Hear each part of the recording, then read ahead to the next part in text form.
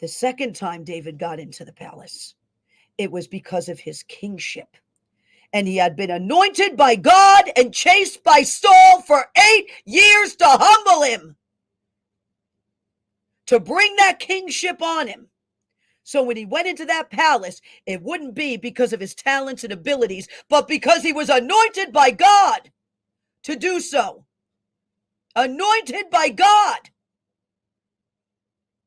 That's the moment we're at. That's the moment. It's the anointing and the kingship that's going to lead the victory, not the gifts, talents, and abilities.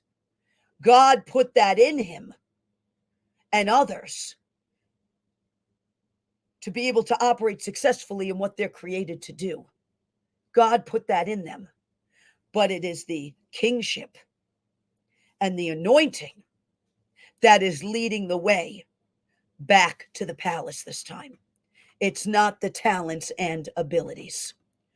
And we need to understand that God is going a different way with it. And this is why the yoking is so important. And this is why when the enemy comes in, when the gnats come in, when the vision tries to be disrupted, when the distraction comes, when the poking at the flesh comes, when the making fun comes, when the challenge comes, all of that has to be put in perspective, that the enemy has many devices, and we cannot be ignorant of the enemy's devices. Be sober-minded and vigilant, for the enemy roams about like a lion, seeking whom he may devour. We must be aware of this. And as in a race of this historic magnitude, one must be aware of this. And they have to be understanding that those traps and landmines are purposely being laid. And there must be careful navigation around such, with the wisdom of God leading it, so that the focus does not break.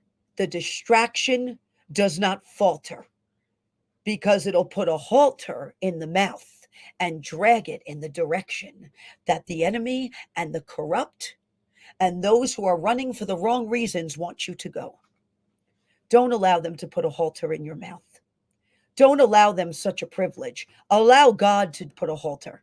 Allow God to be the one that fills the mouth. Don't allow them to put a halter and pull you in any direction they want you to go by what they say. You run the race with excellence. You stay the course. You keep steady. You trust God. You give him praise. You glorify him openly in the assembly. And you watch him go before you and strike down the camps of the enemy that have come to feed on you. Watch that happen.